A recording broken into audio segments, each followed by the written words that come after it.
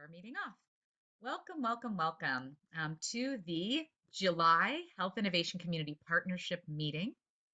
First things first, this meeting is translated into Spanish, so please select the interpretation icon for the language of your choice in the bottom of the screen. Sophia, would you be so kind as to repeat that message in Spanish, or Juliana? Yes, I can. Buenos días a todos. Muchas gracias que han venido por nuestra reunión mensual. Si puedes seleccionar el globo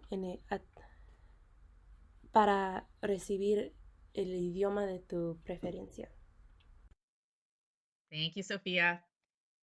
So for our best meeting experience possible, please first and foremost select the language of your choice. Secondly, we ask everyone to please mute your microphone unless speaking.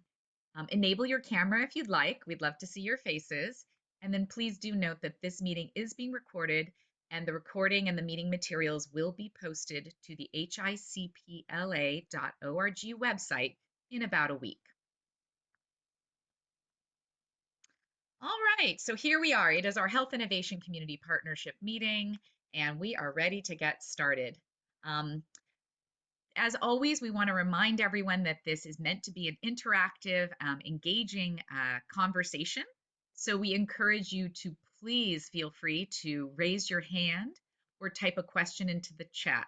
We'll be sure to respond to as many questions as possible because we really want to hear from you, and we want you to engage in dialogue with our presenters.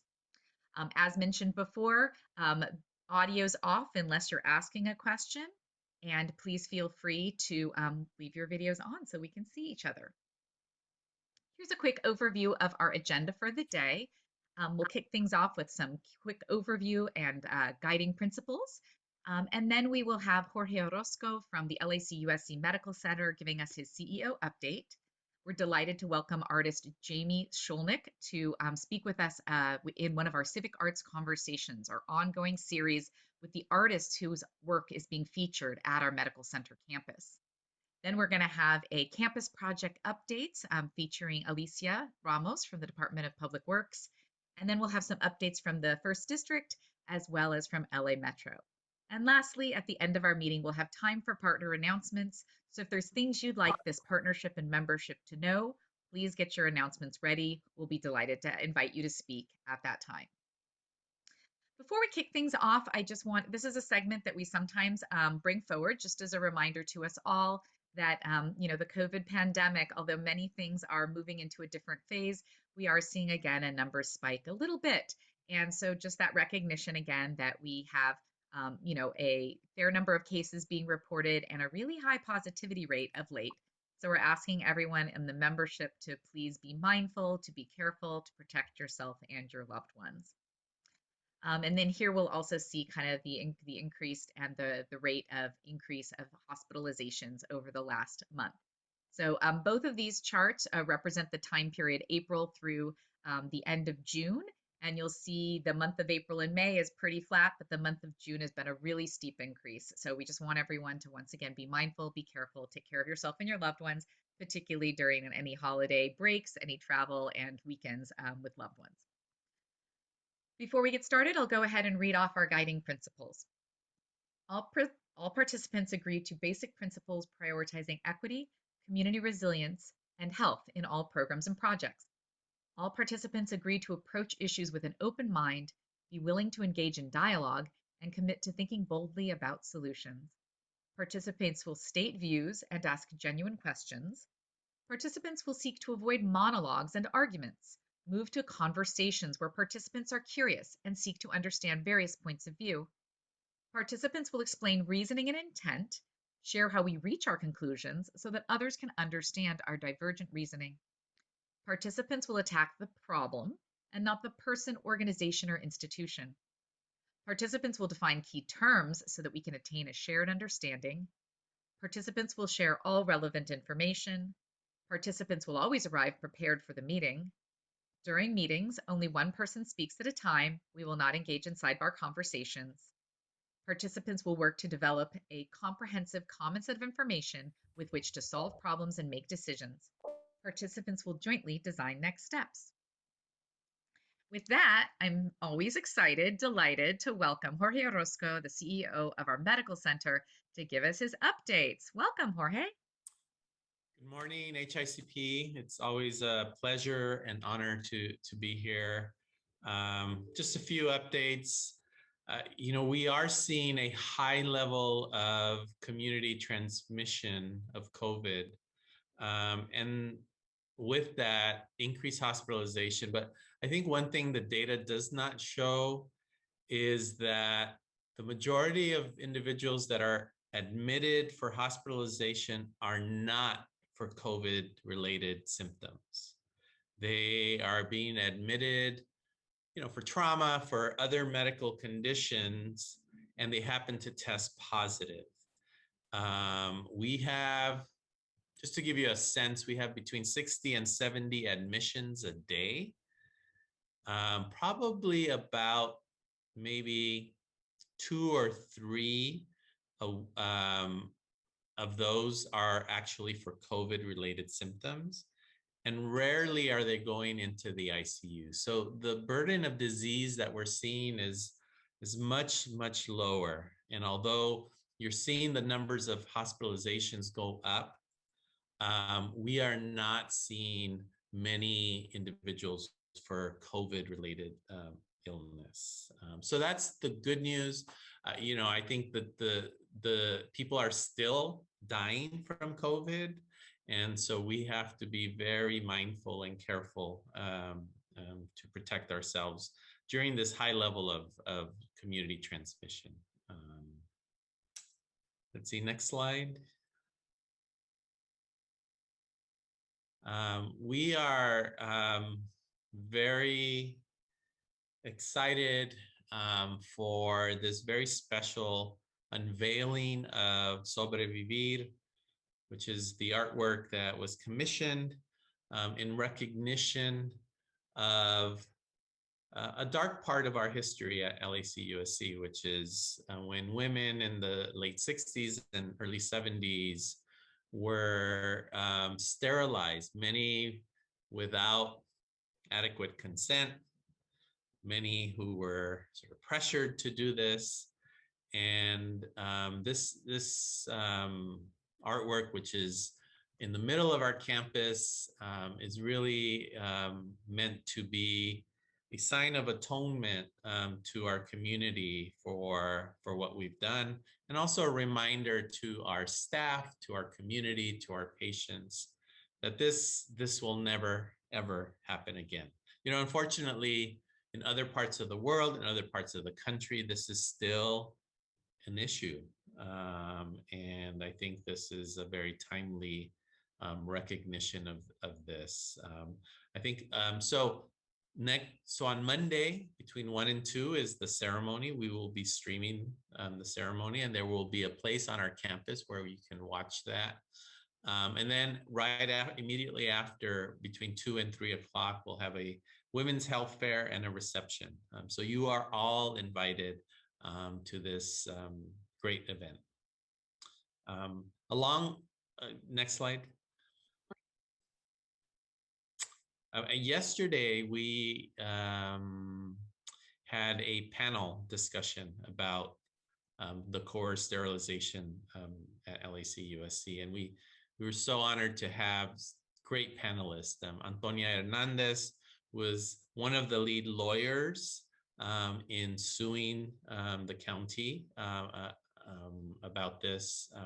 Dr. Bernard Rosenfeld, who was one of the OBGYN, I believe a resident at the time or physician, who was the whistleblower, who said, this is wrong, this is happening, we need to do something about it. And then Virginia Espino, who is a producer for the film No Más Bebés, which is a documentary about the core sterilization here at LAC-USC. So this was live streamed yesterday, but you can you can click on the link and you can watch the discussion that happened yesterday.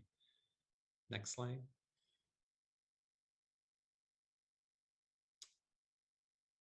And then on Wednesday, we had a great grand opening ceremony and ribbon cutting for the phase 1 of our restorative care village, which is, I think it's so special to have a project that was for our community, by our community. HICP was integrally involved in the selection of the color palettes, the design, the artwork, the features of the restorative care village. And we're so excited for these services. There's 96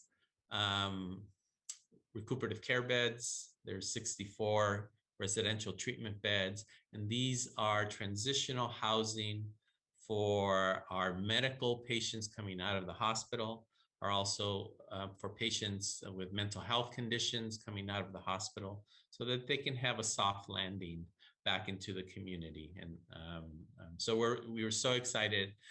We're going to be hosting some additional tours for our staff, so that they could see these great buildings. Well, those are pictures of the recuperative care beds are open already, and there were patients in there. The facilities are great. I heard that these are the nicest recuperative care beds in the country. The nicest, and that's what our community deserves. So we're very, very proud of that. Yeah, we just wanted to throw in a few photos for you, Jorge, from the event, so everyone else could, get a little taste of what a special day it was. We had a wonderful series of presenters and speakers, and of course, like you say, the tour that really shows the incredible facilities that are available on our campus. All right, so that concludes Jorge's presentation. Do we have any questions for Jorge?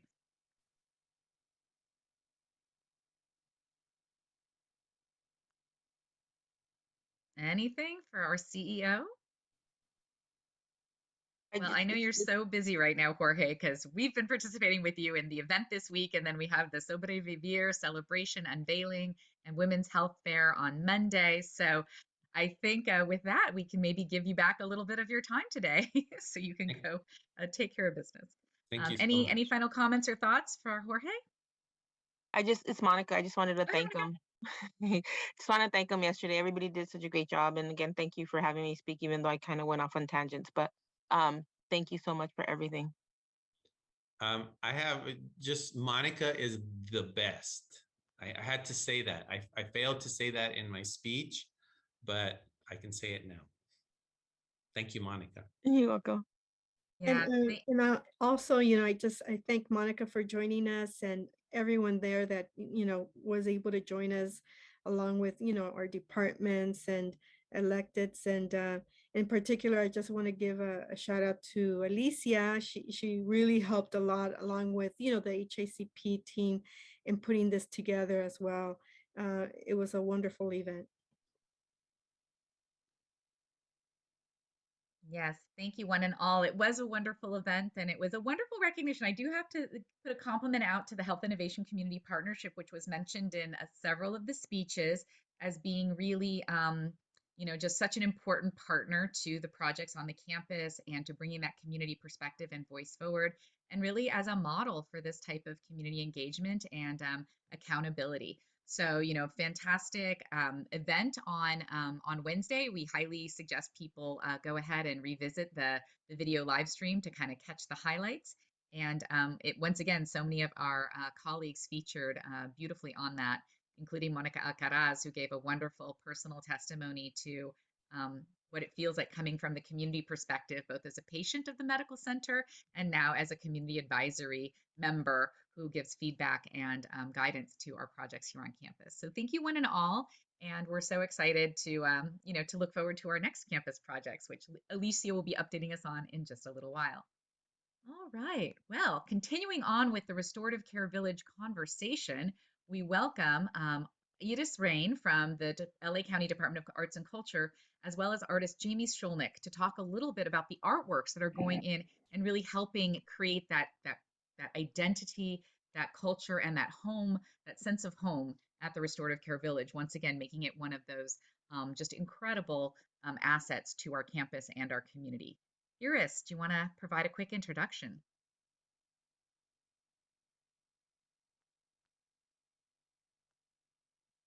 Iris, are you with us?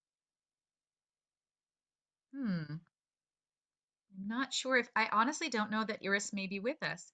In that case, then it is my privilege and pleasure to welcome Jamie Sholnick to take the microphone and share with us some of her vision for the vision and the opportunity and experience of bringing an art project to life at our restorative care village, and what it felt like kind of engaging with the community around that process and really identifying a beautiful piece of art to grace the walls of our medical center campus. Jamie, please take it away. And please go ahead and share screen at your convenience. Great.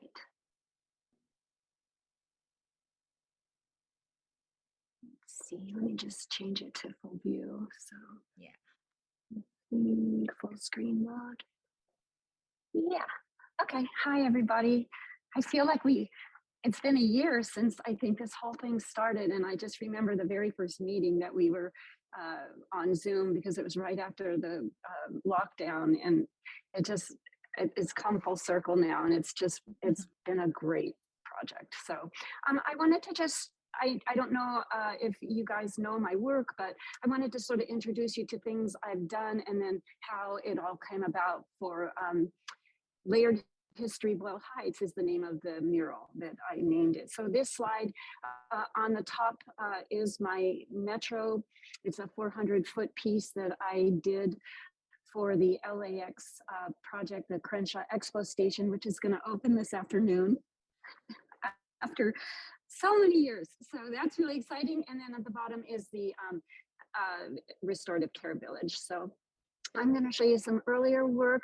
One of the first pieces that I did publicly was a piece for the Los Angeles Airport World Arts Program. It's called LAWA. I don't know what that stands for, but where I filled a vitrine with these shapes, and I started doing my obsessive line that I do. And it was really a great venue to put the pieces in, and it was the first time that I had really interaction with the public, which I loved. It was very different than just doing work and showing it in a gallery. After that, I did a piece called Mowing the Lawn, and it was using photographs that photojournalists sent me from war-torn areas. In particular, this was Gaza. And they would send me these photos, and then they were difficult to look at, and I would go over them with line. So underneath you could see the photo, but then on top of it with line. And then I got the Crenshaw Expo commission, and I just thought, I'm going to use the same technique because I love it. And there's this element of reality that's, kind of in the foundation of it. So this is a mock-up of the station. It's the first station on the track level. It's the Crenshaw Expo Station. It's 200 feet on the northbound side and 200 feet on the southbound side. I did these panels in half scale. So I did them on birch ply panels, and then they were enlarged 3 times as large. And I used the same technique for LAC-USC, Restorative Care Village. So I'm just gonna run through a few of these. And it's funny, going down there, some of these places are no longer there. So that's sort of interesting that it's a marker in time, which I really love. So they're kind of abstract, and I'm just going to show you my technique. On the right is on the left is the photo, and on the right is how I go over it with my line. And this is the African marketplace, and then this is how it's translated. And there it is, partly up. So then we come to the restorative care village, and this Jamie, I'm so sorry to interrupt. We're on the first slide with you. We haven't moved forward at all, unfortunately. Why is that? Oh, Lord. I don't know, but it looks like you're just in the PDF mode and it's not moving forward. I don't know. Can you go back to full screen, or can you go to full screen view? Yeah. Why don't I just get out of my? I didn't want. Okay. Oh, there we go. So sorry. Okay. Boy, I always. Can you see that? Yes. Now we're seeing. So let me I think one of your. Okay, so I won't go through my whole thing, but I'll just show I you was the like, images. Okay, I think you can we're just behind now. remember what I said. So now we're going forward. Okay, so this is the LAWA project in the Southwest Terminal, and then the Mowing the Lawn series, which I use the same technique for the metro. This is a mock-up of the metro station. These are some of the images, and this is how I render it. Mm. And here we go. Okay, so this was a great project. I'm so pleased with how it turned out. Part of that is absolutely due to the community engagement that we had with the community. It was so beneficial to me. I've never worked like that, and I appreciated it so much because it was difficult, because this is probably the 8th iteration of the piece that I did. Like I,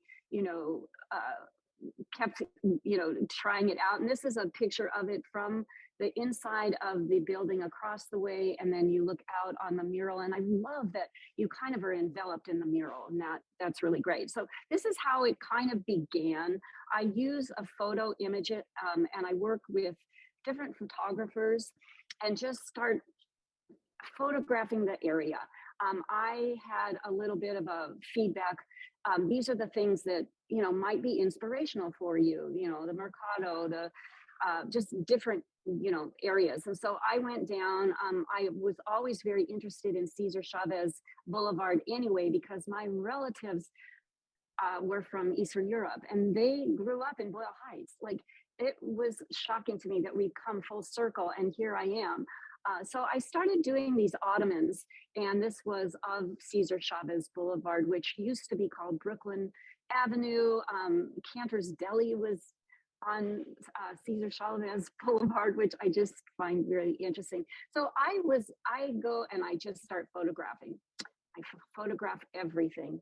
This was the Mercado, and it was just so colorful. I love to use form and line and color. And I didn't edit myself. I just photographed and photographed. This is the ceiling of the hospital. We took a tour of the old, the building, the Deco Hospital. And I just started noticing this very circular feeling to everything I was seeing. The big emphasis with this project was like healing and health, and I really wanted to bring that into it. So this is, again, foliage was really important. I use form and line and color, and so I just started photographing around the neighborhood. This was a really beautiful house with calla lilies. One of the things that when we did a questionnaire and we sent it out, this was a first communion that we happened upon, which I thought was really great.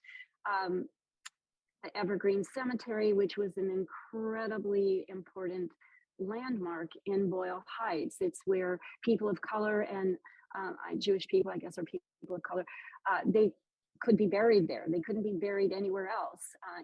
Japanese that, fought for us in World War II couldn't be interned anywhere. So they were interned in the Evergreen Cemetery. And it was just the most amazing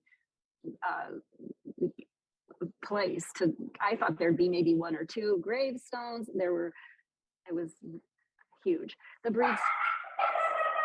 I'm so sorry. I'm so sorry. Hey. I guess we have an unexpected guest at the house. The alert dogs are on alert. I apologize. Not a problem. I work in my studio, so that's where I am right now. This is the Breed Street Shul, which is a Byzantine architectural shul, which my grandparents went to. Like, they would go to High Holy Day services here, and it was amazing to kind of visit this. It's right around the corner from my studio, and I just thought it was such a beautiful building, the facade of it. And then I really am into form and color, and I use that in my work. So I'm just going to show you how that translates.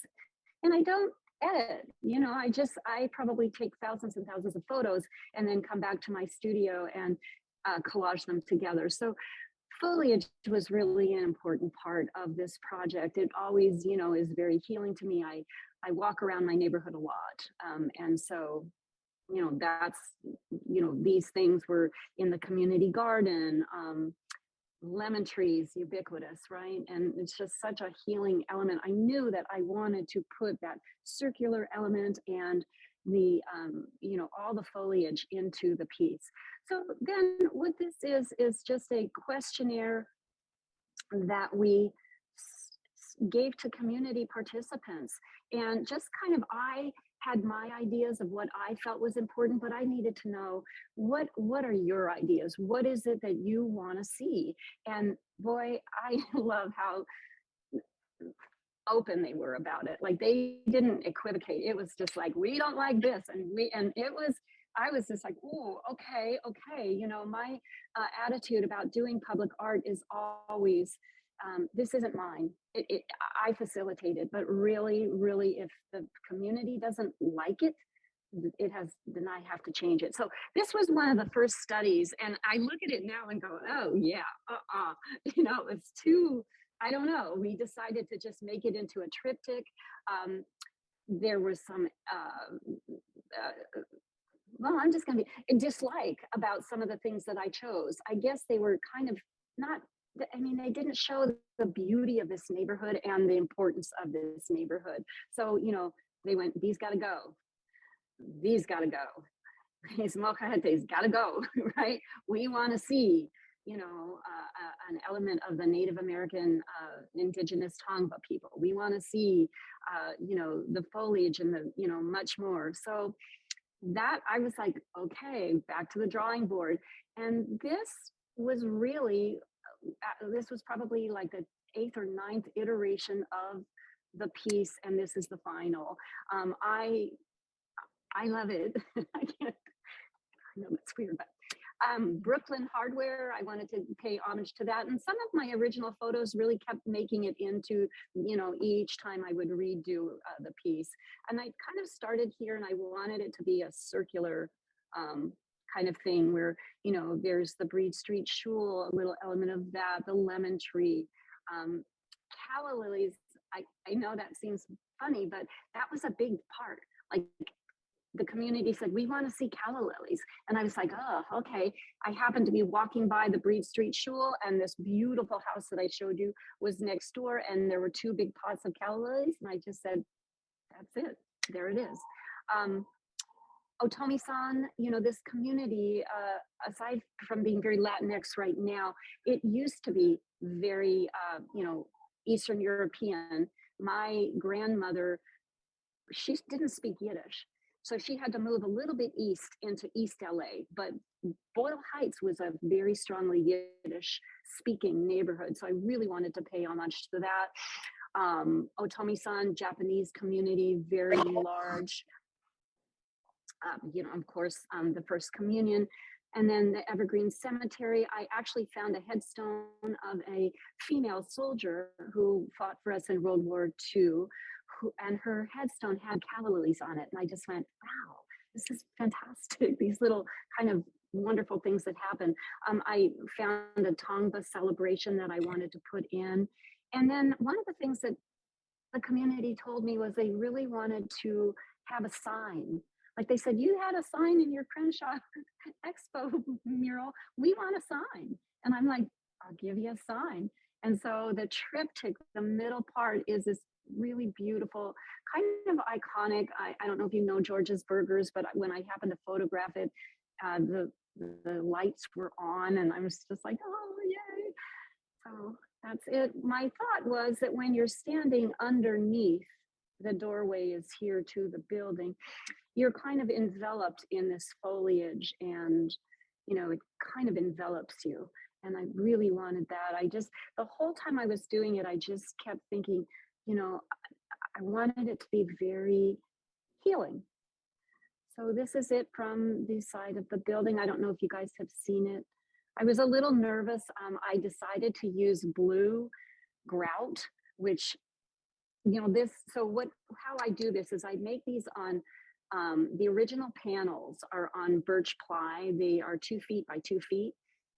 and then they're enlarged 3 times as large for this. And then we photograph them, send them to the fabricator, and they basically silk screen the image onto porcelain tiles.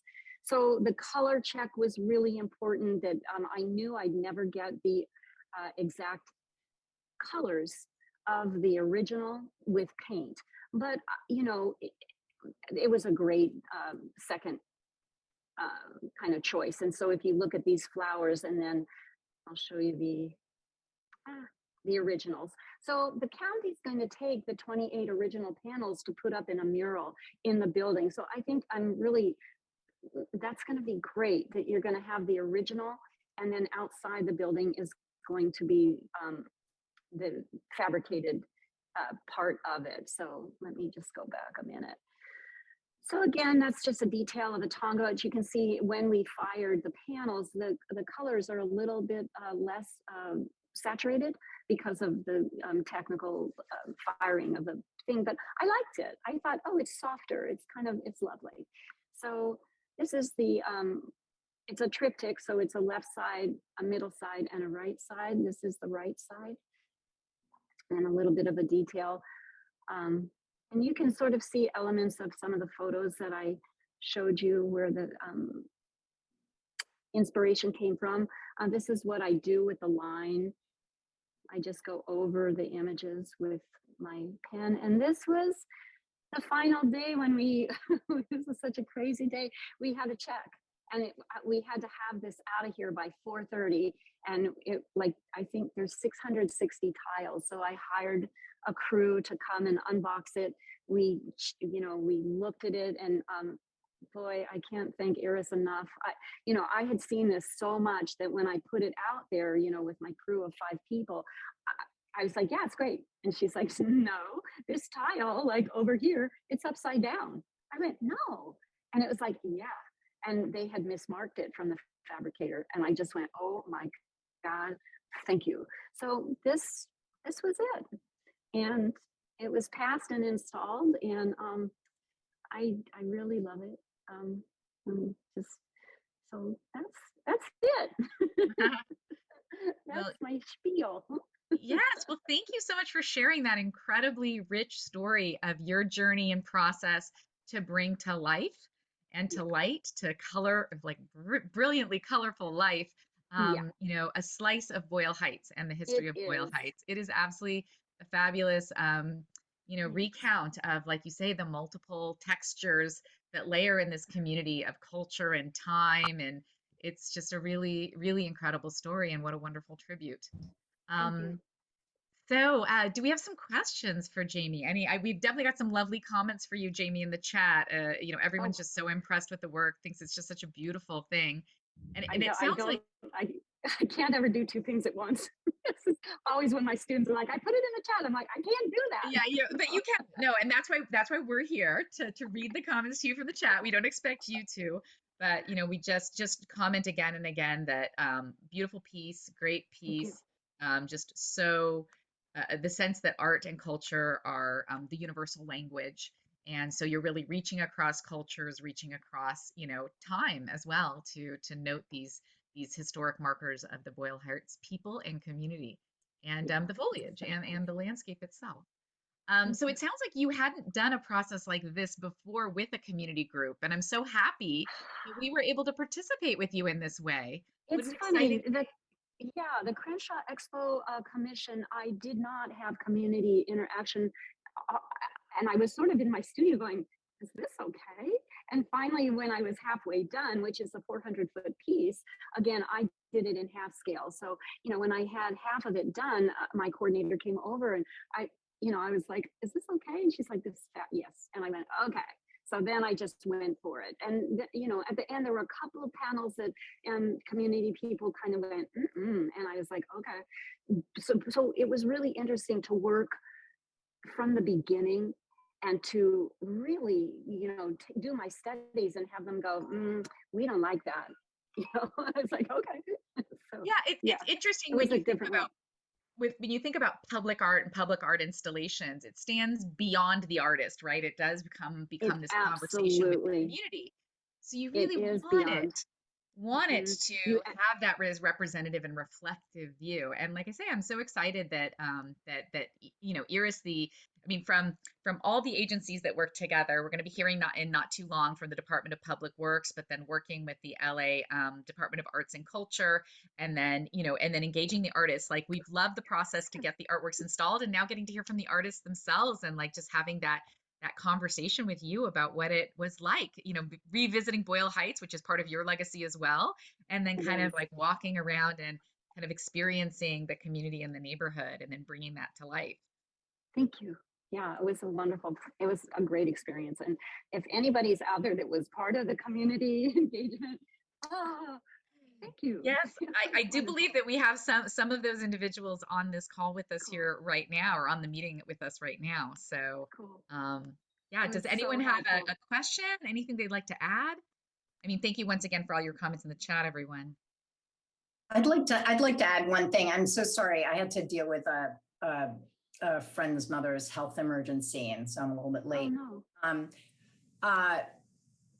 What a pleasure it was watching Jamie and the HICP community in conversation, and also and how seriously Jamie took those conversations, and how seriously Jamie sort of dove into the interactions, and then also very specifically, I don't know if you remember, but we solicited words from the community, and that was part of the artist's mandate. And I think, and I may be remembering incorrectly, but I think Monica was the one who said past, present, future, and that was sort of part of, and Jamie just took that to heart. Like, when I see this is like Absolutely. future in all like colorful brilliance. And so it's funny, those guiding words in the interaction, and then just like somehow seen through Jamie's eye, it all really came together. I would love to have this as a poster in my house, honestly. Like, it's there's so much richness there. And I want to say that the original artwork will really let people see also Jamie's hand in all of this. I think it's going to go. Right. I think it'll go in the lobby, Heather. I'm not 100% sure though. But anyway, thank you so much, Jamie. It's been an extraordinary pleasure working with you, and thank you Me too. for just really being in on this process with us to birth this piece. Thank you so much. It's been great. You're welcome. And I unfortunately have my metro opening today, so I have to. Oh, we have one question for you, Ari, yes. if you'd be willing, Jamie. We'll Yes, take of 2 more course. minutes of your time. Of course. Ari, you want to ask your question? No problem. Hi, it's actually not a question. I just wanted to highlight and thank you for being so inclusive of the various ethnic histories and memories of the community, and I agree. as we go forward with, this weekend's also the opening of the viaduct. We've lost a historical feature of the community replaced with something new and modern. This is a postcard to our past. This is a memorial for our community, but it also shows a kind of a modern to it, modern and beauty. I love, all the foliage and all that, and the flowers, but there's symbolism. There's so much symbolism, including in, you keep bringing it up, and I want to research it for you and share it with you more about the lilies, about how the Calla lilies are so culturally significant. So thank you for including those, and love the fact that you found that on that tombstone. So thank you for your hard work on this. Oh, it was a pleasure. Really, it was. I mean, it was fun. It's just this is joyful for me. So I appreciate you guys helping me. Definitely. Well, thank you, Jamie. I think it's just a once again, I just feel so much warmth and happiness about the fact that art has become such a big, significant part of the work of HICP, but also of how we're experiencing a medical campus, but making sure we bring beauty and culture and art to the walls, to the community, to the environment. I think we all know that art is part of healing, and beauty definitely soothes the spirit. And it's so wonderful that that's become such an emphasis of our campus. So thank you again for joining us today. Thank you, You're Iris. I'm welcome. so sorry you had this family emergency taking you away from us. I hope all of that resolves well, and we'll look forward to our next artist conversation in August. So with that, thank you one and all. We're going to go ahead and move on to our next presentation. I did want to make a quick announcement before Alicia takes the microphone. We have a few people that have joined us with the name Ben Feldman from Supervisor's Office who are not actually Ben Feldman, because my understanding is he is on a plane to Scotland today. So we ask, if you do have Ben Feldman as your name, if you could please rename yourself to your actual name, that would be wonderful. That way we can make sure we're keeping an accurate log of everyone who's participating in the meeting today. So that would be really helpful. The couple Ben Feldmans on our call, if you'd be willing to, go use your Zoom tools to rename yourself, we would appreciate that. Okie doke. With that, I will invite Miss Alicia to join us and tell us about the campus projects. Thank you, Heather. Good morning to everybody. Pleasure to be here again, give you an update with some of the other construction projects that are going on the campus. So we're going to take you through the RCV, of course, which we just completed, but also catch you up on what we also still have going on. If you would, Heather, let's move to the next slide. Can you see it? Oh, Is am I it sharing? moving, Heather? I'm still seeing the first one on my screen. Okay, There we sorry. go. Thank you. Okay, it's just a bit of a Yes, lag. All right. okay. I'm like, oh. Update on the courtyard renovation and elevator addition project. So what you see on the screen here is the concept image of what it's going to look like when it's done. So just as a reminder, this is going in the main courtyard space by the new hospital. So this is probably the project that we're working on that's creating the most presence, noticeable presence there on campus. So we apologize for the inconvenience, but thank you very much for the patience while we continue to construct it. So this will be 2 new elevator cabs, which will give more mobility options to folks who are coming from that outpatient level down onto the hospital courtyard. So we've had stairs and ramps before, and they can take quite a bit of time to navigate. So with the elevators, things like strollers, wheelchairs, anybody who has some mobility impairment will hopefully find much more ease using the elevators. So we expect to complete this in September, so a few months out. Right now we've got basically the steel superstructures in place. We've had the elevator cab equipment delivered to the site. If you want to go ahead and move on to the next slide, Heather. We're doing a lot of electrical work. So there's a lot of, you'll see there, we've got a lot of switch gear going in, all the electrical trenching is going into place so we can put everything together for the elevators. So you'll see quite a bit happening in the next 2 months, but this is relatively where we're at right now. Okay, next slide, Heather. Okay, we're going to move into Women's and Children's Hospital demolition and just sort of an overall of what we've got going on the West Campus. So just to remind you, we've got 3 main parcels there, which are noted in the kind of the orange yellow RCV, which we've just recently completed. The green is the Women's and Children's Hospital demo site, which has all been leveled and we've graded it. So you're just going to see more or less a dirt lot there.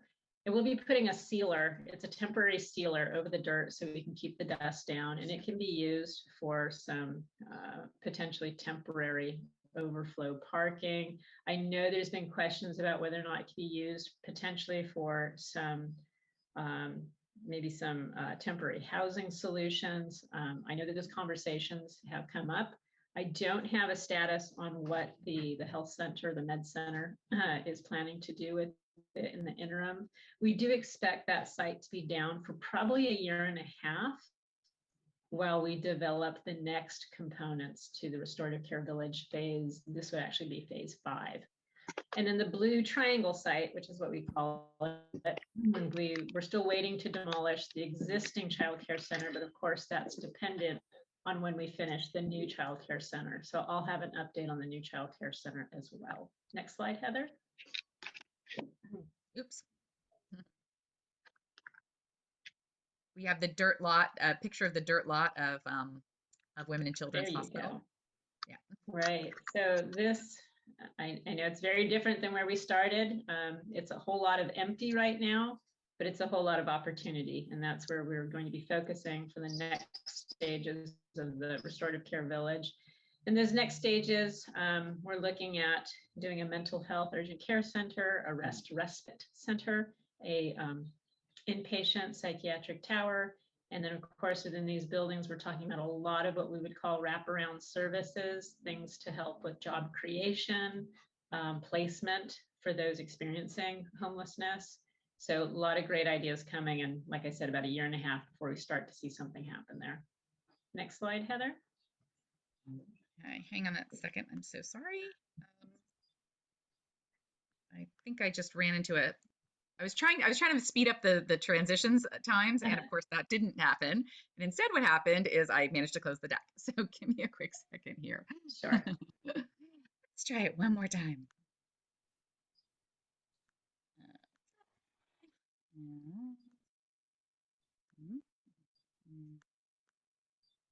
Here we are with the Child Care Center. Can everyone see that okay, or is it? There you go. Okay, it's there. Okay. I guess it's just being really slow, and I do apologize, everyone. So let me try one more time. Okay, we might be here now. Let's go. There it is. Thank you, Heather. Okay, so Child Care Center. As I mentioned, we can't demo the existing Child Care Center until we have the new one up and operational. So we're expecting completion of the Child Care Center in September. It does still take some time for licensing to come through and to move the operation over. So our hope is that it will take about 2 to 2.5 months to make that operational transition. And then once that does happen and we're able to move the staff and children into the new center, we'll then demolish the existing one back on the triangular site. So let's go ahead and take a look at the next slides, Heather. We'll see some of the progress that we're making. So here you can see the building is up. We're basically doing stucco at this point. Let's move on to the next slide, Heather. Got some white. There you go. Yep. Some other images that we've got here, other components of the care center. And if you'll notice in the bottom right-hand corner, this is the oak tree, which is a pretty significant part of the design because oak trees are protected. But of course, these are very mature resources. To get a tree this size is not something that you can just order from a nursery. We really do look at these as resources. When we've got them available, we'd like to make use of them. So the Child Care Center really does center around this oak tree. Just wanted to include that. Okay, let's go ahead and move on, and we'll start looking at our latest accomplishment, the completion of the Restorative Care Village Phase 1. Great. Okay, so I know earlier there was a lot of reference to the event that was held earlier this week, and it was a fantastic event. I'm very happy. This is a day that you think about when you start this process, and here we are. So to get to this point and have that moment to celebrate and really see what came from all the collaboration, and to the last point in our last presentation with Jamie's presentation on civic art, there's a huge component of community involvement, which really was spearheaded by HICP. We thank you for your help, your participation, and really just very thankful for the existence of the HICP. It gives us a resource to reach out to community quickly and effectively, and a lot of that contribution now sits in this built product. Let's go ahead and go to the next slide, Heather. So just going to share some images of the final product. We talked about civic art. Here's some images that we got.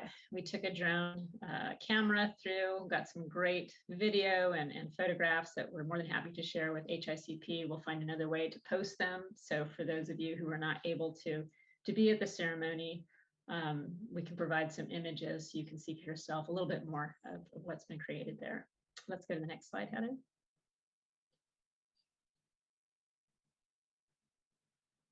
Some interior shots of what the building's like on the inside. It's very utility based. We want to make sure that these surfaces are durable. They have, I don't know if you can see in the very back there, we've got some very fancy flooring there with some color. But these are going to last a long time. These are going to serve the community for a long time. So there's a number of different program pieces inside. We have the bedrooms for the residents. We have common spaces. We have eating areas. We have computer labs so that this can really be a hub style maintained while they're going through recovery process. And then I think we have one more slide, Heather. So it's a large, this is a salad platter. Yeah, it's just our final slide is the exteriors.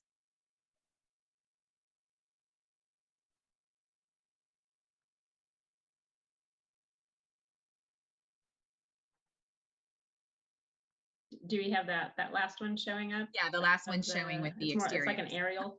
There it is. Yeah, the aerial of all the. I love this picture. I love that the drone, we were able to get some drone footage because it really gives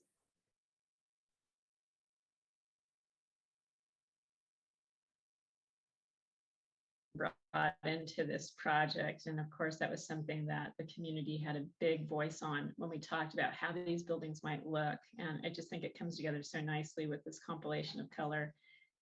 And then we've got some great shots where you can see the finished campus, finished RCD campus with the hospital in the background. So Heather, I'll reach out. I'll make sure that we get those photographs available to you and see if we can somehow post them for the members to see. Yeah, that would be great. We've been talking for a long time. That's an update on the projects on campus. Be happy to answer any questions. Yes, thank you, Alicia. Thank you so much. It's great to see everything coming together. And we would love to get the additional photos and any other assets so that we can update our HICPLA.org website. We have a tab there for the Restorative Care Village, and it's past time to get the actual footage up. So let's make sure we do connect with Alicia so we can get those posted and make sure people have access. So do we have any questions for Alicia on any of the projects she's sharing? Of course, we've got the elevator, the child care center, which are both concluding about September timeframe in terms of construction. And then, of course, there's those future phases of the Restorative Care Village. And one other thing, I'm not sure, Alicia, if we ever formally welcomed you back. We had kind of a little going away ceremony for you a couple meetings ago. But as everyone who joined us then may see, Alicia's back with us. So I don't know if you wanted to share kind of how things have changed a little bit at DPW and, you know, your reassignment, I guess, to supporting our campus. Yeah, certainly. You know, with all that's changed in the last 2 years, part of what we've experienced at Public Works is we're getting a lot of retirements. And I think throughout the county, we're seeing that phenomena too. So there's a real shift in the workforce, I think, across the county.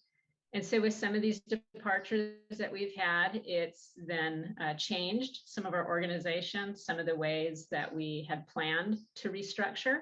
And so I'm happy to be back with LACUSC. I think I've had the benefit of working with a few other medical campuses, and there's fantastic staff across the county at each of our medical campuses. But I really do feel like what sets LACUSC apart is that connection to community. I'm very hopeful, and I know that the other campuses really want to endeavor to create a similar thing like HICP, to have that go-to community connection, because when we need to reach out to the community, there's a big difference between having a phone call with Rosa or Heather and say, let's put this together, and it happens within weeks, as opposed to putting flyers out in the community and trying to get people to show up to something that isn't already established. So what we have here in the resource of HICP right now is uniquely part of the LACUSC campus, which, you know, makes things easier on me. Gives me great pleasure to work with this team.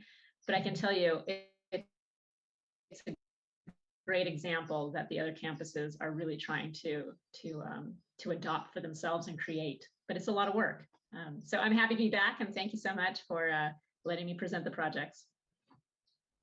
We're always delighted to have you present with us, Alicia, and we're super excited to have you back too to keep that continuity, and just so grateful that you see the opportunity and the advantage of working with an organization like HICP. We're so happy to keep it going and keep working with you. Absolutely. Yeah. So any more questions for Thank you, Monica. Don't do that. No need for that. No tears. Does anyone have any questions for Alicia?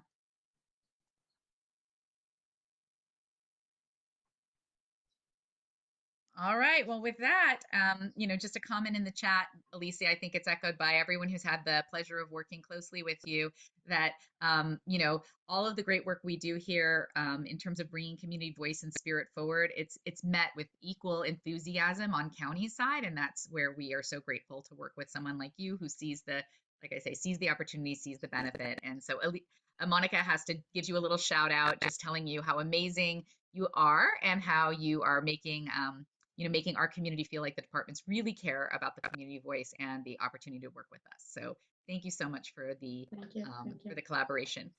We do have a quick question. Ari's asking what your new title role may be. If you want to add that to the chat, Alicia, you could do that.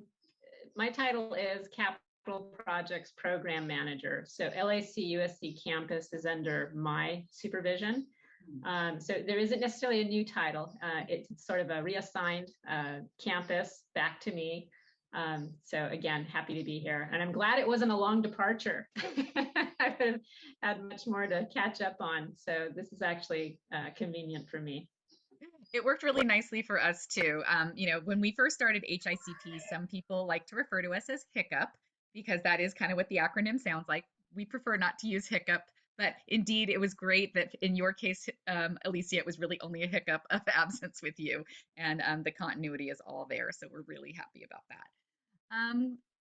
Okay, excellent. Well, we will move on with our presentation today. We have a couple other exciting presentations. Very quickly, I just wanted to give a quick update on the General Hospital West Campus project. Doug Cohen from the RFP was unfortunately not able to join us today. He had another commitment at the same time. So this will be a quick update, but we will provide a longer update at the August meeting. Just letting everyone know that the feasibility study portion of the project has concluded. Everything is available on the HICP website. We hosted our final community meeting last month in early June, and now all of those meeting materials are available on our website as well. So please check it out. If you were unable to attend the June 2nd meeting, that's where you can get the live video stream as well as the presentation. And then of course the full copy of the feasibility study is there. You're also invited to leave a comment on the website that we can then take back to future phases in terms of the community conversation. Finally, just a quick reminder of where we are in the process. We are working right now as part of the RFP team. HICP is invited to participate in the RFP portion of the project. That the goal there is to take these next couple months to get ready to release the RFP and then to receive developer proposals that are going to be coming through hopefully in the in the winter time, January, February timeline next year. And then, of course, ideally, one developer among many who've submitted awesome proposals gets selected, and developer negotiations hopefully to begin next spring.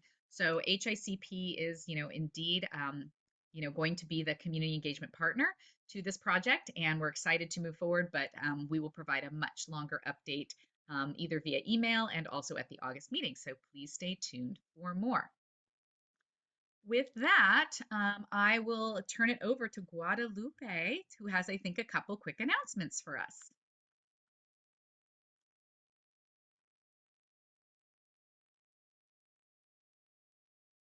Guadalupe, there you are, but you may be muted. Yes. Hi everyone. How you doing? Good morning. I just wanted to, a lot of great information that has been provided so far, and I just wanted to give a quick update in regards to the old General Hospital and the RCV additional funding, our efforts and advocacy.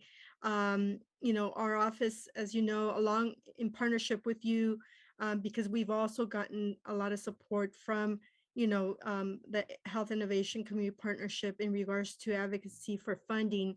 As you know, the Old General Hospital, we just completed the feasibility study, and we are, trying to identify, working with our state legislators, additional resources, given the amount of, retrofits that I think we all know are needed for the Old General Hospital, and it will position it in a better light financially once the RFP goes out, right? To be able to have some resources that we can do, perhaps some retrofits ahead of, the developers doing something, so that it helps the project, and it provides maximum opportunities for affordable housing.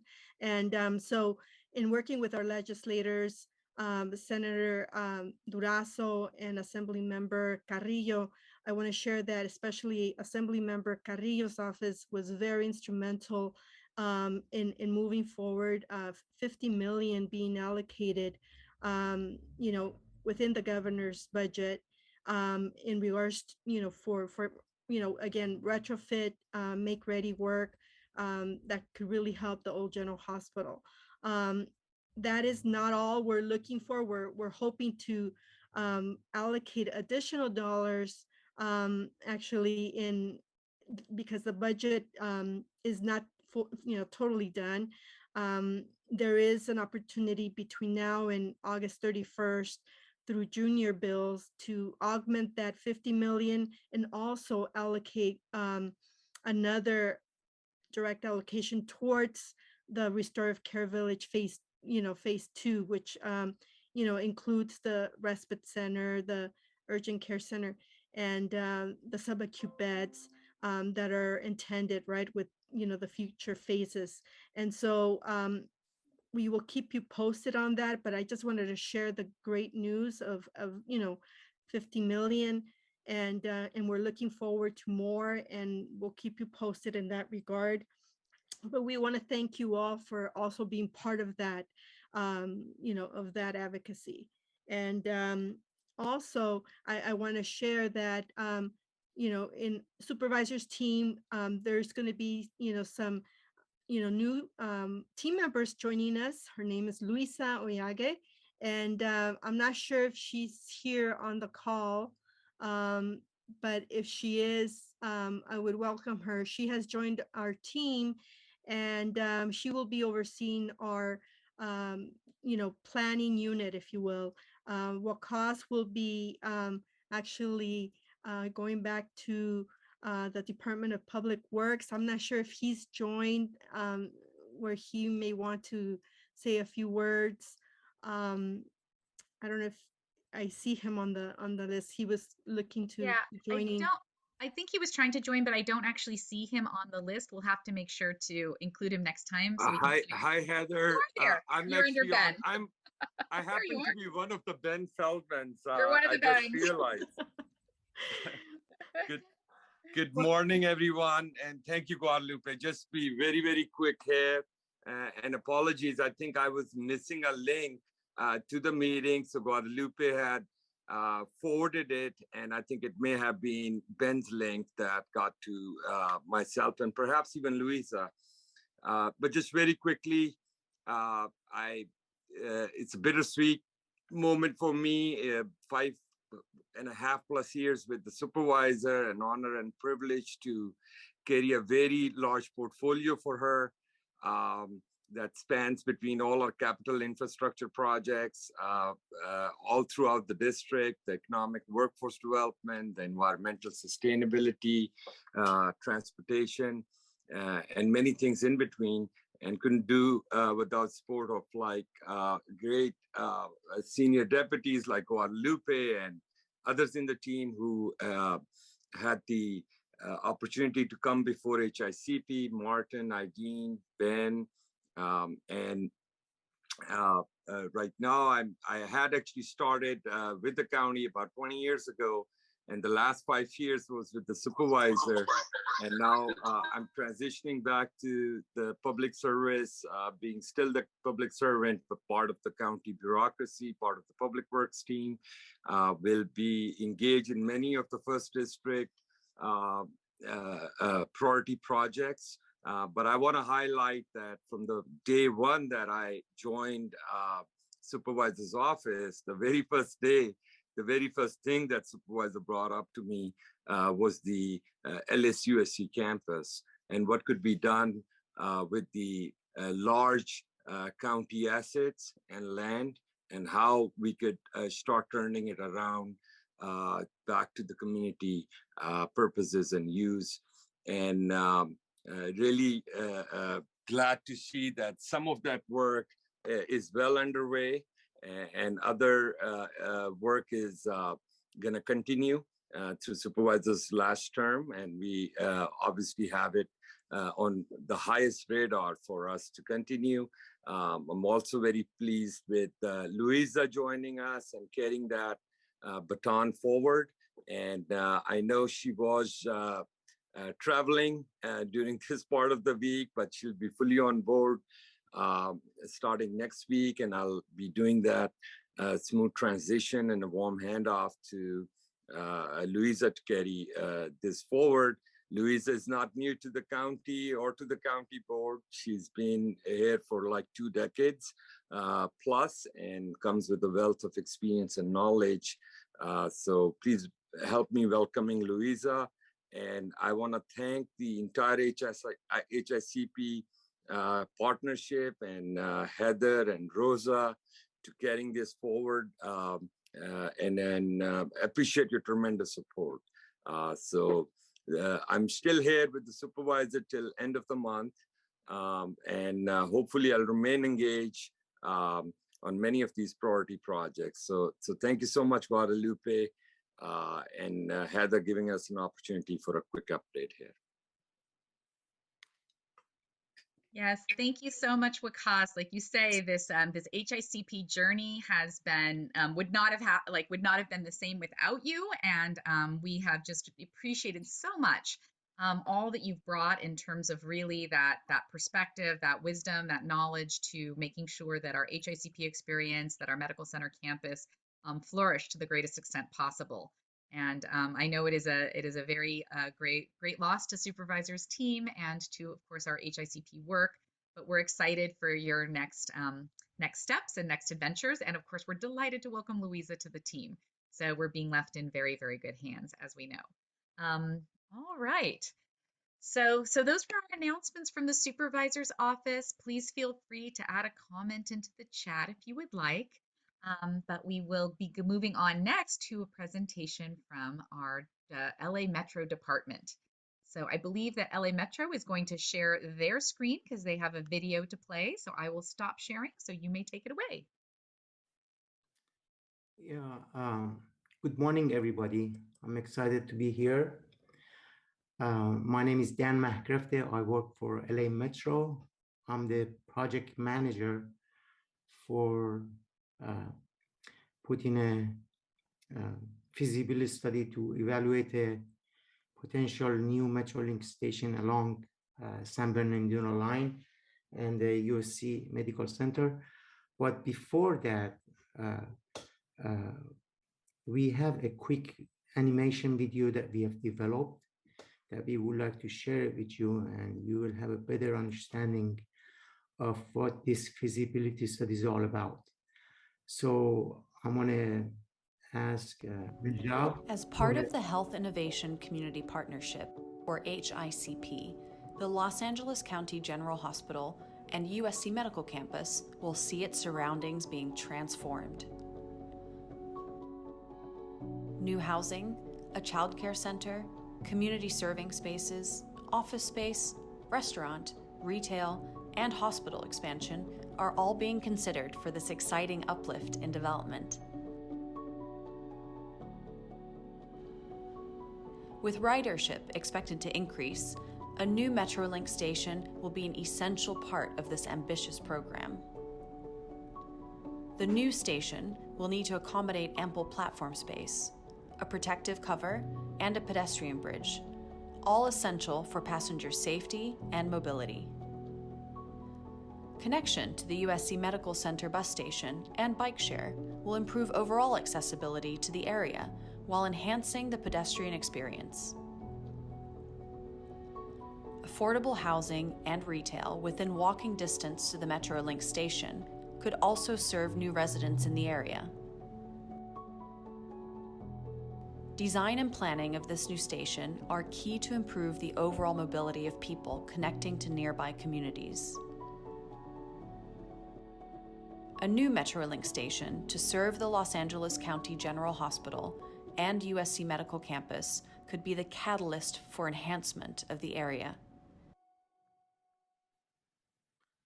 Thank you. So I hope you enjoyed that video, but today we will give you a quick overview of where we are with the study and what we have accomplished. So I'm going to hand it over to Menjao. Menjao, go ahead.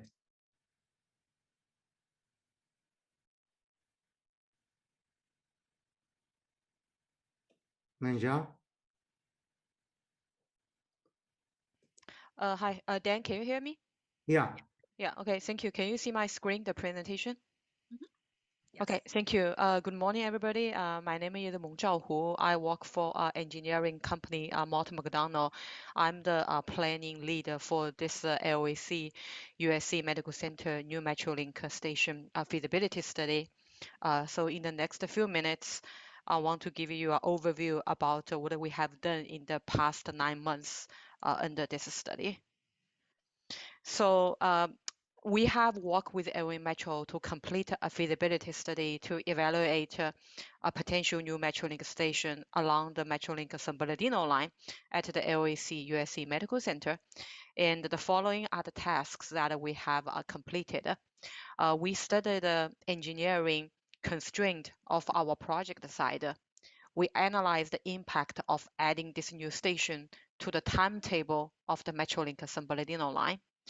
We engaged a few institutional stakeholders, including you guys, this group, that really helped us tremendously when we defined the purpose and need of this study. We developed 3 different design options, and we come up with a cost estimate for each of the design option. We also conducted a high-level ridership forecasting for this new station and the San Bernardino line as a whole. Last but not least, we identified the first mile, last mile improvement areas that will better connect our new station with the surrounding neighborhoods. So here are the 5 major institutional stakeholders that we have been actively engaged with throughout the duration of this project. We got very useful inputs from Supervisor Solicitor's Office in the USC Department of Transportation. Metrolink, the commuter rail operator, they have participated in several project development meetings. They also allow us to use their train dispatch simulation models for operational analysis. We have made several stakeholder presentations to this group, HICP, Supervisor Solicitor's Office. We also have representatives from Metrolink and LDOT to attend some of these meetings. After we complete our draft study, Metrolink and the Supervisor Solicitor's Office, they both have provided their comments, and we have incorporated their comments into our final study report. I'd like to give you some highlights of our major findings at the end of this study. So first, we believe, adding a new station at this location will support the various efforts to redevelop the medical center area to a world-class thriving health innovation district. Our project is also in a very fortunate situation because LA Metro's SR 710 North Corridor Mobility Improvement Program has already funded or will fund a variety of pedestrian, bicyclist, and transit service improvements that will enhance the connection of our station to the local communities. And our engineering feasibility study did not identify any fatal flaws that would prevent this new station being built. And we developed the 3 different design options. And in our design, we also propose improvement to better connect with the State Street Bridge and some of the surrounding streets, especially the Pamela Avenue. And the construction cost of these 3 different design concepts varies from $65 million to $110 million in 2022 US dollar values. And we estimated that by year 2045, our new Metrolink station will attract nearly 250,000 riders at this station per year, and saving a total of 29,000 hours of travel time for all our riders. So we basically have completed the feasibility stage of this project. Now I'd like to hand over to Ms. Jeanette Owens, Senior Executive Officer of LA Metro, to talk about what Metro plan to do next for this project. Good morning, everyone. Thank you for having us today. We are just in the tail end of our study. And so we just wanted to have this opportunity to meet with you one more last time to kind of present the results of the study that MG and Dan just went over with you. And Heather let us know what are the next steps, but we're wrapping it up. We wanted to see if you have any interest or if you wanted us to meet to go through it in a little bit more detail. So that's our intent of wanting to come back to you today to let you know about the this new Metrolink station feasibility study.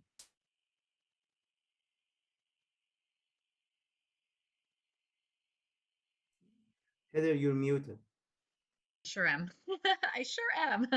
I thank you guys so much for the presentation. Obviously, we're so enthusiastic about this incredible investment in the campus and a way to just improve accessibility and bring additional services. It's a really incredible opportunity. And I think as we think about the artworks we've just seen with the Restorative Care Village and the like, just creating a community serving space that really is reflective of the community spirit and presence is so important. Do we have questions for our colleagues at Metro?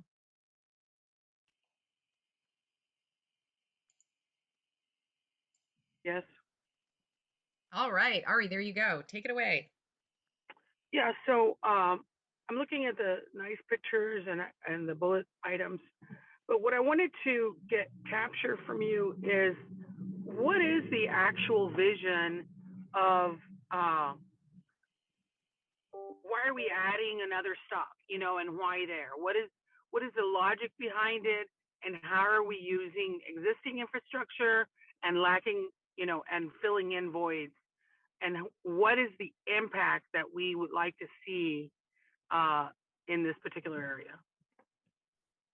Great question. So that we're going for the impact that we're going for.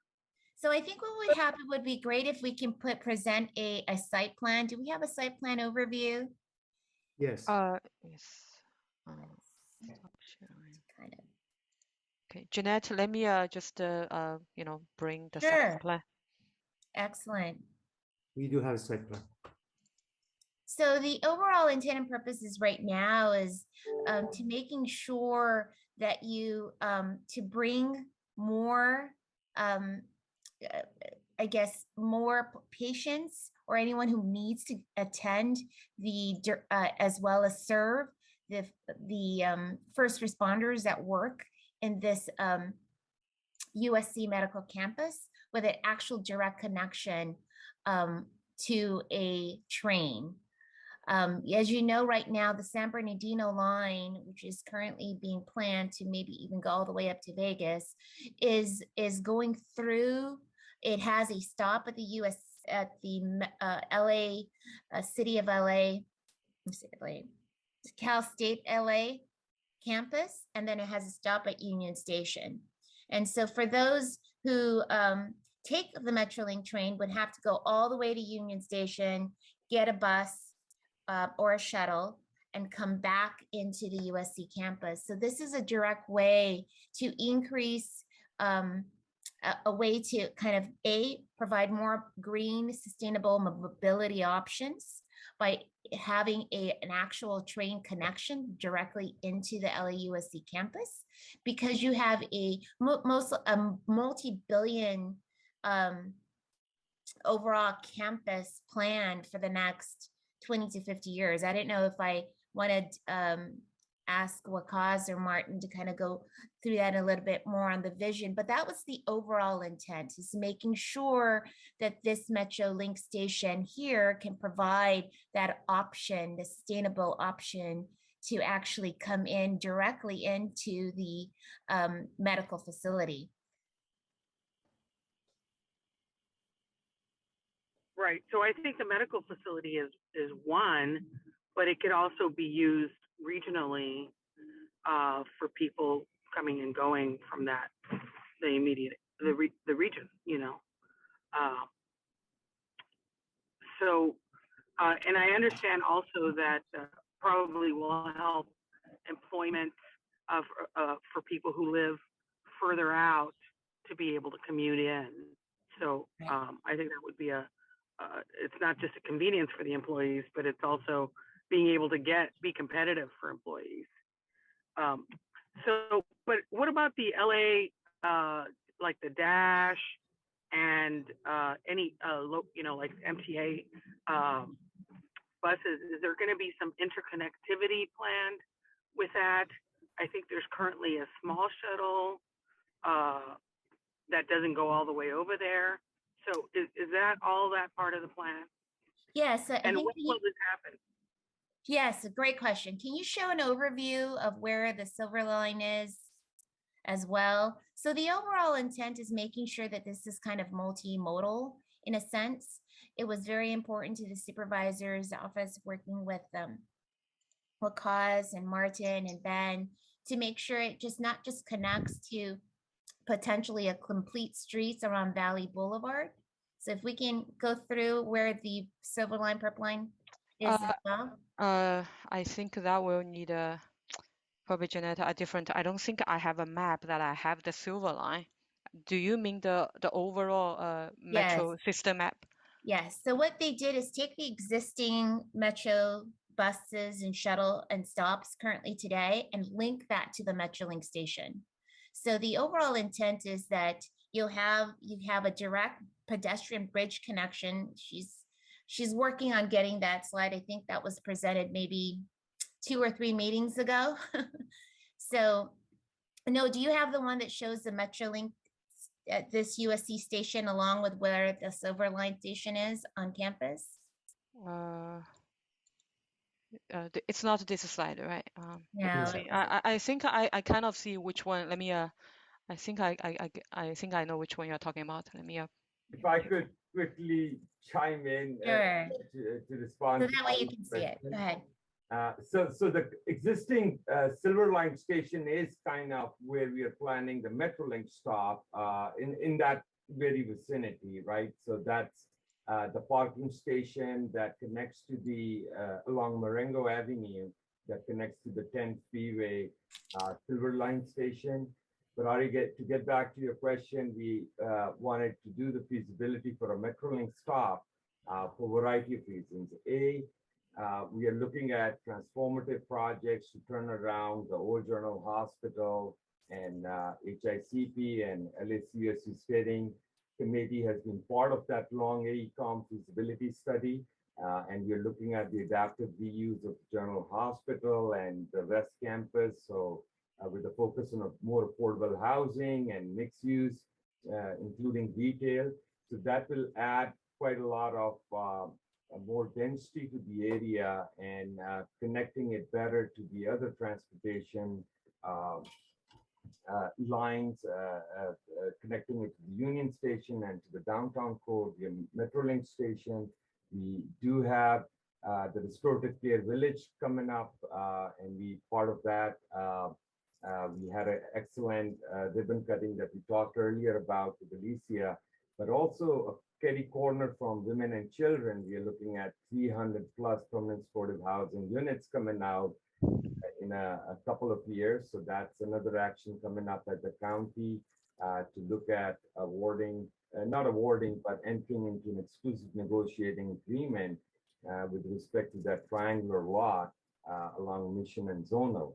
So all being said, we're creating a whole big new village with new residents, and the station not only supporting, to your point, just the existing staff and workers at our medical center, but also to support USC and county development around turning public assets for more residential use. Metrolink is also looking at a very transformative change in the future with respect to their service. Jeanette knows how LA Union Station is going to be looking at some work, which is a massive project under phase one to turn the tracks that are sub-ended to be run-through tracks, which would lend itself for a more frequent Metrolink service. So right now, the San Bernardino line may be running every hour, but once the Link US project, what we call at Union Station, is accomplished, Metrolink could have a lot more frequent service, which lends itself to connect it better with this option. The other big transportation connection around the campus we are looking at is in direct partnership with City of LA and CD14, where we are also on a parallel path looking at a bus rapid transit, an exclusive bus right of way that will come from Cal State LA, come along Valley Boulevard, move along Mission, and maybe comes to the campus to Spade Street and connects it here and goes to Union Station. So it's a variety of travel options that could be afforded with direct high quality transit. And that would help actually bring valuable resources with respect to transit oriented development. That helps move along our affordable housing projects and helps us leverage some other state and federal dollars with respect to both residential and mixed-use development. So I'll stop there, and I know Martin has also joined, who's been working very closely on this with Metro and Metrolink. Thanks, Vikas. And I think you and Jeanette captured everything. And Ari, I just also wanted to highlight one other thing in relation to your questions, that early on in the pandemic, we spoke with Stephanie Wiggins, who was the CEO of Metrolink at that time. And she let us know that one surprising thing that she learned about Metrolink ridership was that throughout the pandemic, there was actually very robust ridership from healthcare workers throughout the entirety of the pandemic. And that's also one of the reasons that we wanted to launch this study, to see if, like you mentioned, if there are opportunities that employees in the area would also like to utilize if there were a new Metrolink station here. So all of those reasons, and combined with also the fact that AECOM is part of their general hospital feasibility study, initial findings also recommended new forms of transportation here, like the Metrolink station. Those are all the reasons that we wanted to ask Metro to do this study. So I hope that's helpful. Yeah, so the great thing about it is everything is within the metro right away. So there is no additional infrastructure that'll be impacted. And as we mentioned, it's the direct connection where you actually have the bus connection directly to the Metrolink station, directly to the USC campus as well. And as Martin mentioned, and another pedestrian bridge connection to connect to a hopefully a future active transportation along that area. So it's a full kind of multimodal aspect, all within the metro right away. So just wanted to bring closure to the infrastructure question. Thank you, Jeanette. I think we have a question from Alex, and then we have a couple questions in the chat. Hi, good morning, everybody. Thank you for the presentation. I hear you loud and clear that the first and foremost is to accommodate the staff, and that is of the utmost importance. But where are the nearly 250,000 boardings? So of the other communities, where is the catchment for the study being done? Which communities is this? Where are these numbers coming from? For curiosity's sake, and also, I'm sure that this is going to free up, but also this Metrolink system is a regional system, and usually has parking accommodations. Will there be parking available at this station? It's supposed to be able to free up the need for vehicular traffic, but will there be parking available so that if anybody's going to any other stations or downtown or what have you? So parking, and where are the numbers coming from? Thank you. Sure. So in regards to our study on the numbers, as far as the passengers, as we mentioned, those are usually just the overall campus passengers, and we're using the SCAG model to define that. We also take a look into all our Metro bus connections that we have just directly adjacent to the MetroLink station as a link for the first and last mile connections that we looked at, and the overall growth of the entire system. As you know, the 10 freeway is highly congested. You know, sometimes I feel like, well, pre-COVID pandemic, you know, it doesn't matter what time of the day, not just on weekdays, but on Saturdays and Sundays. And it's because everybody wants to be here in LA. And so we anticipate that population will continue to grow. And so this will give it a better mobility options with the frequency. So instead of you knowing that you're going to be able to catch a train, any train, whether it's a light rail train or a bus and a Metrolink train every 15 minutes, because that is the future, what Metrolink is projecting in the next 10 to 20 years, every 15-minute frequency along this line, so that you know you truly have a sustainable option and get away from our love of our cars here in LA. So this is the overall vision of making sure that we have the option to do that here. So is this, I'm sorry, one last thing. So Sure. Is this also adding to the, I'm really excited to hear that there's more ambitions to use Metrolink for leisure and weekend. So is this taking into consideration those efforts? It'd be really nice to be able to get further and away. I know a lot of folks who go to the Downey location to take the train down to San Juan, which is exciting for a lot of folks. So is there ambitions to leisure and weekend trips? Absolutely. There, if you take a look at the Metrolink station, well, at least once it goes back to pre-COVID, as we start to build back up and return, you'll see that you have on leisurely times, they fit it along with the schedules in downtown Los Angeles, you know, in the Staples and the Forum, the Dorothy Pavilion and the Walt Disney Concert Hall. The overall intent is making sure that you do truly have a sustainable mobility option to driving your car. So that's with the frequent services, and not just on what Metro is doing on our buses, but as well as in our working very closely with our Metrolink commuter rail services as well. So that's the overall vision, especially including during weekends. As you know, I don't know, whenever there is a Rams game, there's an increase of added service on the Metrolink station. Because as you know, no one really wants to pay, was it $150 or $250 to park on the stadium? So the overall intent, especially building up to the 2028 Olympics, is to making sure that you do have all these mobility options without having to drive a car and without having to park. We don't have any parking yet envisioned for this Metrolink station at this time. Okay, great. I appreciate your response, and please, if I can encourage you to make sure that it's somewhere in your presentation. East LA and Boyle Heights are heavily impacted by, well, your efforts are trying to free up the need for these vehicles, but right now it's catastrophe for trying to be able to find space. So if there can be consideration of parking in your next presentations, would be great. Thank you. Okay. Great comment. Thank you. Thanks so much, Alex, for your question. We do have several questions from Vivian as well as Francisco Sanchez. So I want to invite them if they'd like to ask their questions aloud, or if they'd prefer, I'm happy to read them off of the chat. Vivian or Francisco?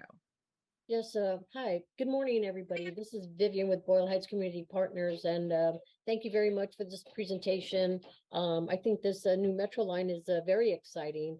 The one question that I had with regards to the low-income housing that that was on this presentation here was that there was a developer that came in to submit their proposal for low-income housing, but their design, I think, had fallen short with the air quality and as well as the entrance and exit to the housing that they submitted. So wondering also, has that actually been submitted to our neighborhood council so that we can actually begin a dialogue as to how this housing is going to be projected?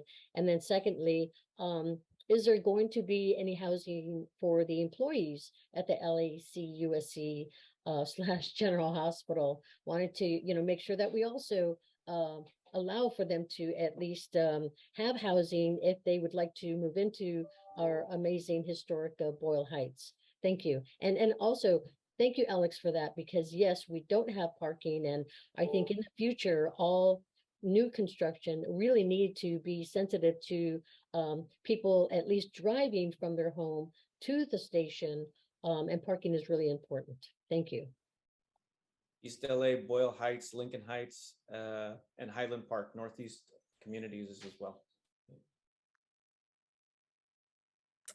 On the low income housing, I'm going to have to defer that to Martin or Waqas. Or we'll get back. Actually, a question, Mrs. Escalante, can you tell me which site are you talking about in regards to the affordable housing development? Yeah, it was right on the State Street, State, and I guess it would be Pomeroy, right where the freeway comes in between Pomeroy, Marengo, but also on State. There was a housing project that was shown on the video. Yeah. I'll be honest, that it's within the city of LA's jurisdiction, so we would be very happy to look into it and bring back information in regards to that. I know that the area, along Marengo is part of a, transportation TOC program that the city of LA has, where they incentivize affordable housing in exchange for, like land use incentives.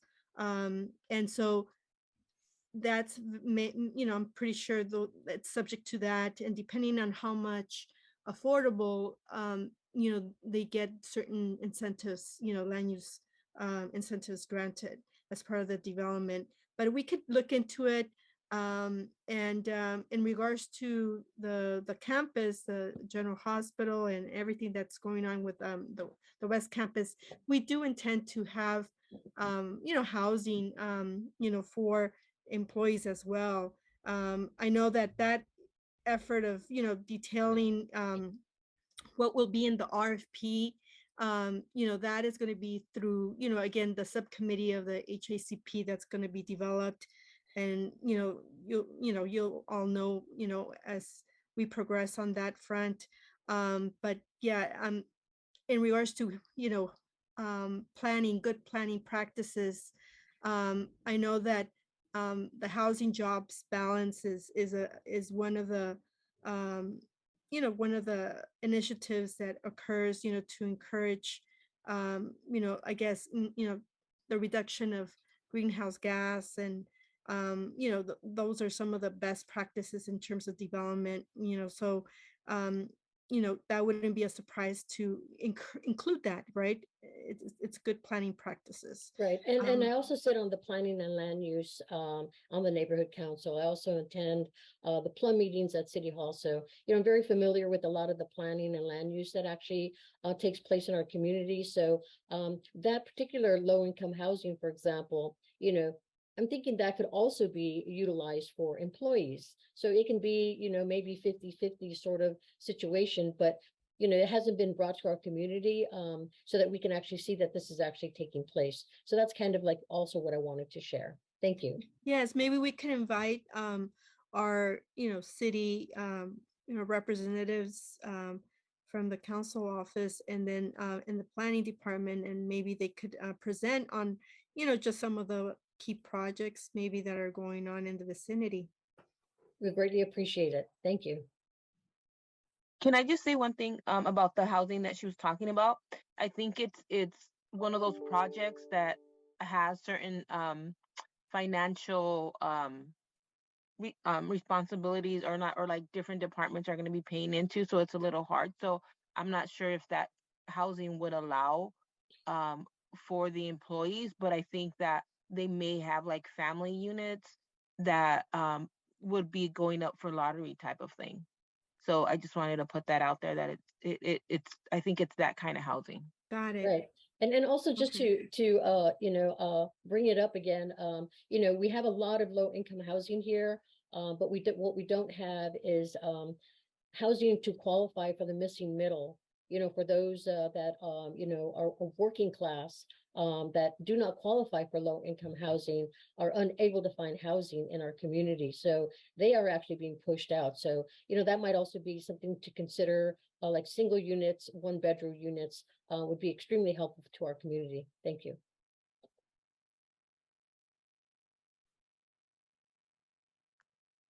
Thank you so much. And we have, I think, I don't know if Ari, your hand is up again. You have a new question for us?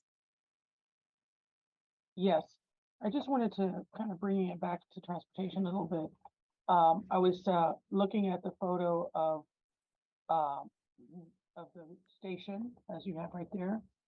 Nice little, I guess, cover over that.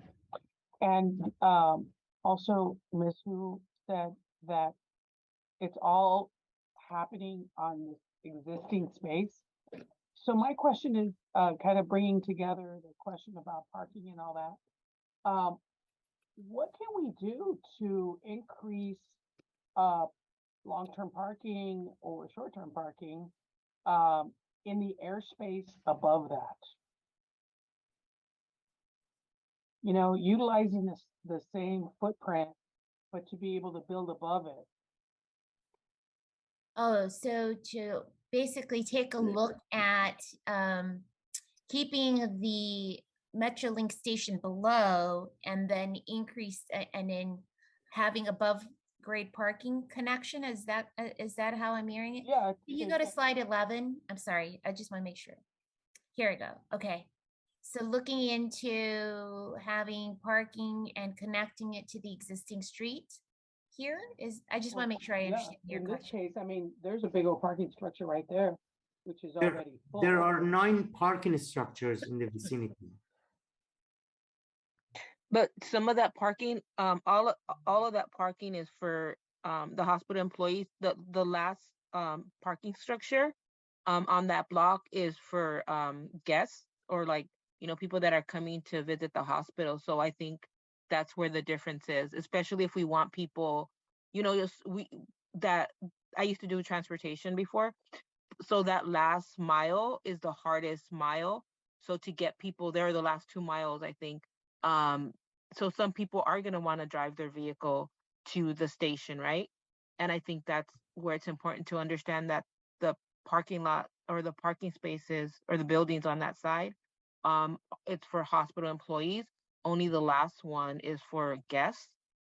We know that on the other side of the campus, there's another parking lot, but that is very small or like small, has a lot less spaces. Right. So my suggestion is kind of referencing, for example, Union Station, where we have the transportation side, and I can actually park there long term, take the flyaway to the airport, and it's less expensive for me to park there than it is to park at the airport. That's an example of how this could be used in terms of creating a transportation center for not only the medical center, but the neighborhood. And then it also becomes an extension of Union Station in terms of long-term parking. If I want to, I go on sales calls to San Bernardino. If I could drive over there and park there for the day and go do my business and come back, that would be amazing, great. And then also, as Alex mentioned, if people wanted to getaway trips to San Juan Capistrano or wherever their heart desires, wine country or whatever on the east, that could be a place where we could park our cars temporarily, for the day and be able to use that. So it's functional from the standpoint of employees, workforce, and housing, but then it's also functional from a regional standpoint to alleviate the pressure on Union Station, but then also still be able to connect. So anyway, my whole dream is to be able to utilize that airspace above the rail lines, and it's not very popular when I suggest housing, so I'm now suggesting parking or even retail and things like that. Yeah, that's something we can definitely take a look at on the next phase of this study to see what parking specific to serve the Metrolink station. That could be the next phase. And thank you, Ari and Monica. You brought up really good points on parking, and it's not something that we looked at as part of this concept study, but definitely something that we'll need to look at moving forward here. Most Metrolink riders actually do own a car. I think the statistic is 85% of them own a car and choose to use transit. So when we talk about getting people out of their cars, Metrolink riders are really walking the walk there and talking the talk. So it is a reality that in general, Metrolink riders do have a car. And while we would want as many people as possible to walk or bike or take transit, like a bus line to the station, it is a reality that there are going to be people who would like to drive here. And we do want to make it easier for those people to the extent possible. So we'll definitely look at that as part of the next phase moving forward. Thank you, Ari. Thank you, Monica. Yeah, I just wanted to, it would be interesting to look at East Coast and even Northern Cal, how they use it, because I know even people who drive, leave one car. They leave one car at one end of the station and another car at the end of the station to complete their commute. So I mean of their destinations. So anyway, just functionality for long commuters. And I think that while we want to build more housing and so on and so forth, LA housing is expensive no matter what size or what is affordable to who. And the fact is that moving, for a lot of the people, a lot of employees, in fact, there's always a billboard right off the exit to Soto from 10 for people who to work at the medical center. And the idea is that they're trying to capture people who are commuting from far. So, houses are just bigger. Families, whole infrastructures are much more accommodating to families further out and not just affordable. So that's the reason people are commuting. So we have to be cognizant of that and realize that's not only the future, but it's our existence now. Thank you, Ari.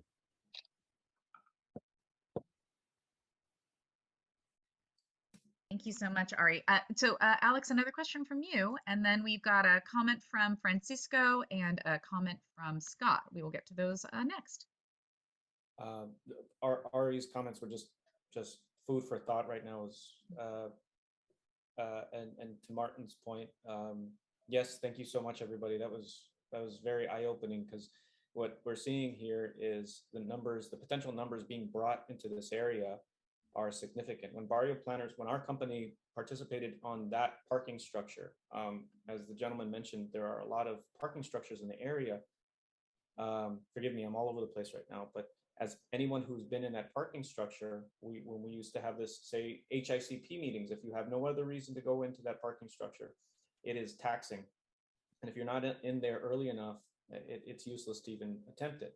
So I'm not gonna go over the parking issue in nauseam again, but we stand to bring a significant amount of ridership to this area. And I was mentioning that our company's participation on that parking structure was at a time when the population was a lot less dense.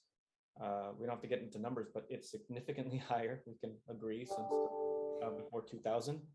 And so what impact are we going to have in the community bringing all this ridership to the area? And that's not to say that I don't think this is an amazing opportunity, but maybe this feasibility study could be more coupled. I understand we're in the infancy of the project, but where it could manifest, the findings of this study could manifest themselves as a community benefits project. If we have this parking that Ari was saying, that would be an amazing idea to have that parking structure over this space. I mean, who knows what is possible these days, but keep in mind this as the potential for a community benefit project, given that the population is not going to lessen. It's probably going to be increasing over the next, absolutely is going to be increasing over the next decade. And to have those accommodations kept in mind.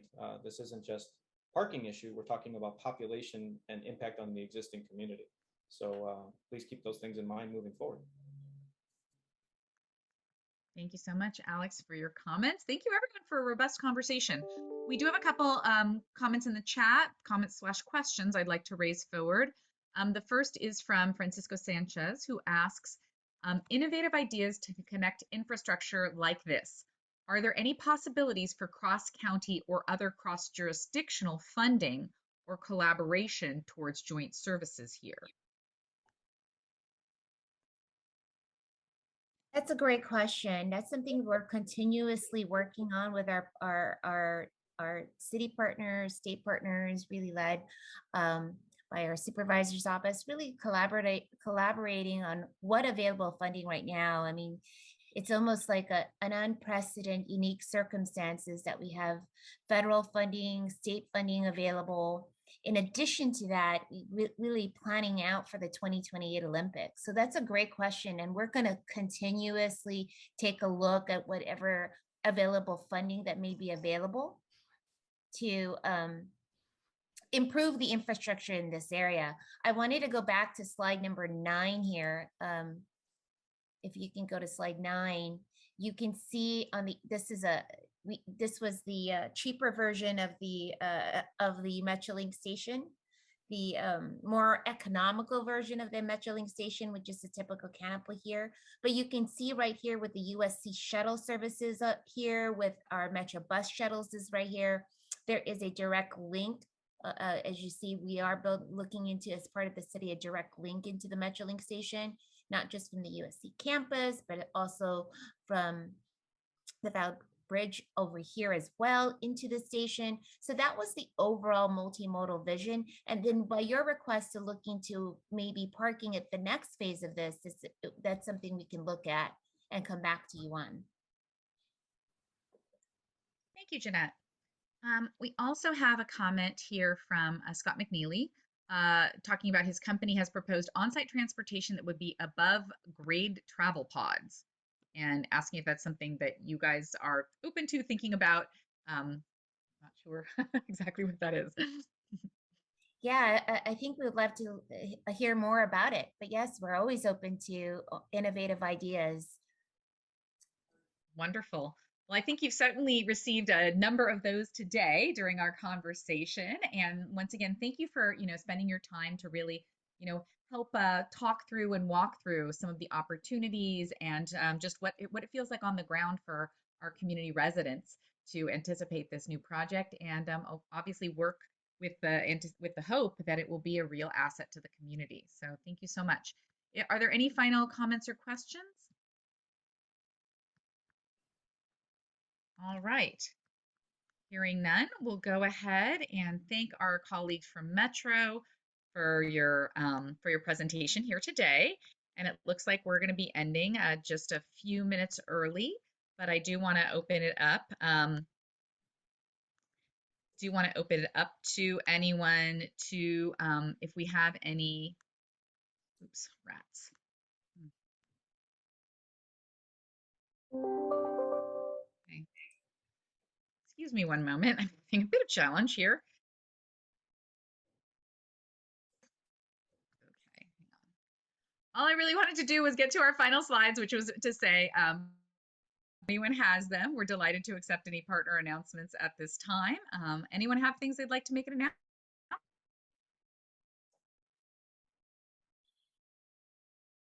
Can I go ahead now? Yes, good morning, everybody. Vivian Escalante here again with Boyle Heights Community Partners.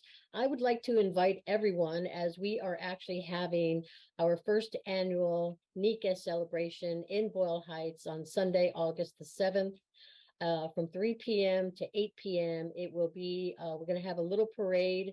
We are basically kicking off the Nice week that'll be coming into play after that. We will have a small parade. We will have a stage. We will have amazing, beautiful Japanese performances, prayers. We will be doing the Bodon dancing. So it's open to the public. This is our event, and this is our first annual. So we're very, very excited and hope that you'll all attend. Again, it is on Sunday, August the 7th from 3 p.m. to 8 p.m. Everyone's welcome. Thank you. Thank you so much, Vivian. I think you have a website as well. You could put the link in the chat for anyone who wants to click through on that. That'd You be got it. fantastic. Thank you. Any other announcements from community? All right, well, I'll make the final announcement then, which is just a reminder that this Monday, July 11th, we will have the unveiling of the Sobrevivir memorial to the women who suffered coerced sterilization at the LAC USC Medical Center. It's a beautiful installation.